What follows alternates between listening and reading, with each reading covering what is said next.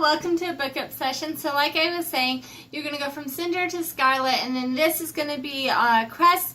Oh, real quick, you guys might want to know that. So this book review is going to be on Cress by Marissa Meyers. It's the third book of the Lunar Chronicles. I'm just kind of continuing this series. Hopefully going to get it all up as soon as possible. Cress is just this incredible book. When I picked up the book, the actual cover of it has Rapunzel's hair. And of course, when you see that, you know immediately that's the fairy tale we're going to be trying to emulate in this book. And it really kind of was one of those things where it's like, there's this, you know, she has this steampunk world going, how do you put someone locked in a tower in that world? And Marissa Meyers just blew my mind. This is not something I could have even possibly conceived, so I'm just letting you know, like, let's give thanks to her having that kind of an amazing brain. What she does is she puts this woman named Crescent Moon, and she's called Cress, in a satellite, and that's her version of a tower, which is just an incredible idea. So Cress spends her entire life in the satellite. You're going to learn more about her story, why she got put there and everything like that.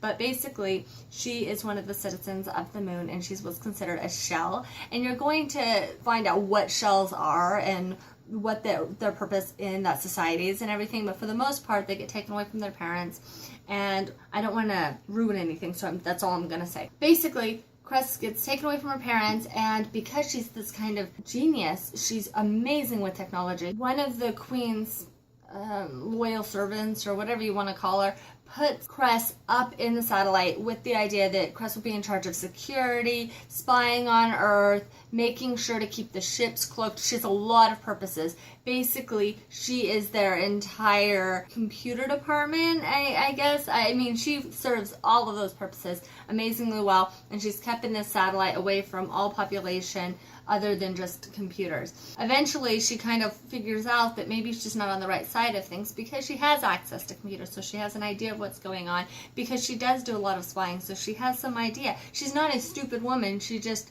this is kind of what was given to her in life. So she makes contact with Cinder, and what's amazing, I mean, when you read this, you're going to learn so much more about all of the characters and everything, but to me, what was really inspiring was figuring out how much effort, thought, or planning that Marissa Meyers put into the series, because when you get to this book, you realize she has been introducing this character, letting you get to know this character through all of the other books. From Cinder. In Cinder, you meet this woman. You don't realize how big of a role she's going to play in the war. You don't realize how big of that she's going to be able to have her entire own book. And you don't even realize that she's like the Rapunzel character. Does that make sense? Like, you don't know anything. You just kind of start little by little, trickling down little ideas, little information about her, and then she has her entire own book. It's very impressive, is my point. Eventually, Cress gets out of the satellite, and then the book is going to be about her journey. It's really amazing because not only does she keep the whole locked in the tower idea by putting her in the satellite, but then she also keeps just that naiveness about Rapunzel. So because she's been locked away, Cress has been locked away, when she actually does get out, she's just beyond excited about seeing a tree for the first time, an animal for the first time, touching things, feeling the textures of them. And then she also has that naiveness about boys, because, I mean, she's been locked in a tower, people, she doesn't understand everything about society or you know, just simple things like how to interact with people as well as other people would. So it's really, really interesting, and she's going to keep that genius technology abilities through the entire series. So I also really appreciated the fact that she didn't lose that just because she's not on the satellite. Yeah, it might limit her a little bit more, but she's going to always be that same person, always be amazing. It's brilliant. I loved it.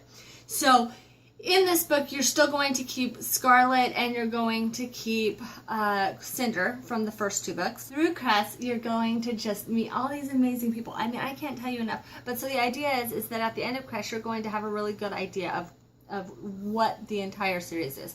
You learn a little about Cinder from her book, and then through Scarlet, you realize they're on a journey, and then Cress is where they set in motion the final book, the final fight. And so it's just brilliantly done. That's really all I want to say about it, because I've been trying hard not to have any spoilers and stuff like that. I want you guys to read for yourselves and see all the amazing detail, and just, it's incredible. I can't say enough about it. So from here, I'm going to do a review of Winter, and I think I'm going to add a bonus book to that because I read the bonus books of Winter. I can't wait to actually just, like, you know, share this with you guys, because if you haven't read the series, you're just going to absolutely love it. All right, so as always, if you like this review, like it. If you have any comments or questions, recommendations, any of that, put that in the comment section. And then if you want my videos every week, subscribe. Thank you for joining me.